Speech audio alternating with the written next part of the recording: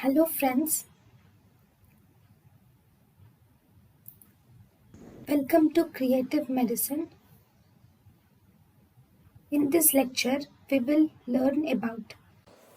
Hello friends, let us now learn some important points about deep cervical fascia. So deep cervical fascia is divided into three layers. One superior. Hello friends, deep cervical fascia is divided into three types. One, we have superficial layer, middle layer and deep layer. Superficial layer is also called as investing layer of deep cervical fascia, whereas middle layer is of two types. One, we have muscular layer, second we have visceral layer. Now this visceral layer is divided into two types. So this visceral layer is divided into buccopharyngeal fascia and pretracheal fascia. This visceral layer is divided into buccopharyngeal fascia and pretracheal fascia. Now this deep layer is again divided into two types. One, we have ventral alar fascia and the dorsal we have prevertebral fascia. So if you see this one, this is the big picture. So this is the superficial fascia which is covering the entire superficial layer, which is covering the entire neck. It is also called as investing layer of deep cervical fascia. This will enclose the two muscles in the anteriorly, which is sternocleidomastoid. It encloses. Then this is the pretracheal fascia. This is the trachea, esophagus. These are the thyroid glands.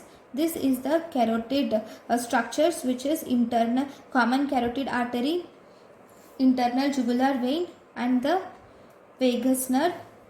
Then this is buccopharyngeal fascia, which is covering the esophagus. The fascia covering the esophagus is buccopharyngeal fascia. The fascia covering the trachea is this one, which is pretracheal fascia. Then this is the vertebrae. The fascia in front of the vertebrae here, this is prevertebral fascia. Okay, so fine. So these are the important fascias.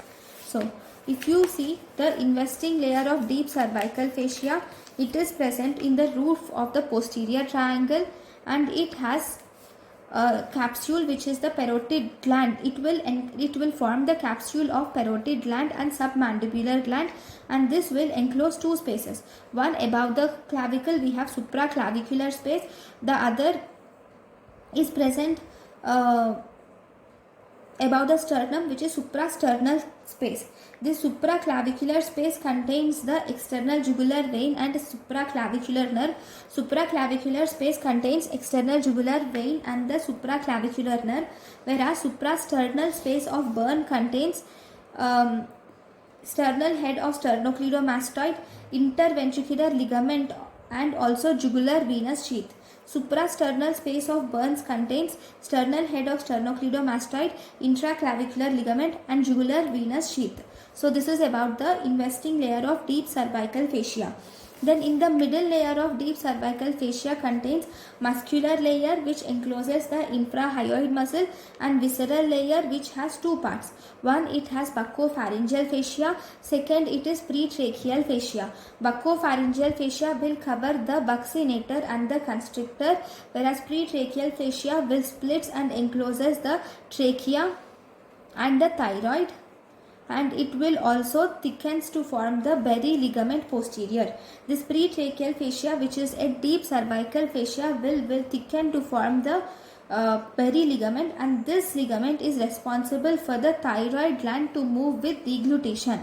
Then if you were asked what is the most common site of damage of recurrent laryngeal nerve during thyroid surgery, the most common site of damage of recurrent laryngeal nerve during thyroid surgery is over the berry ligament, right? So this is about deep cervical fascia middle layer. Then we have the deep cervical fascia. In the deep layer we have ventral alar fascia and dorsal prevertebral fascia. This prevertebral fascia will enclose the vertebral muscles and it will form the floor of the posterior triangle. So this is in brief about the cervical fascia. We will learn in detail in the next class. Thank you for watching.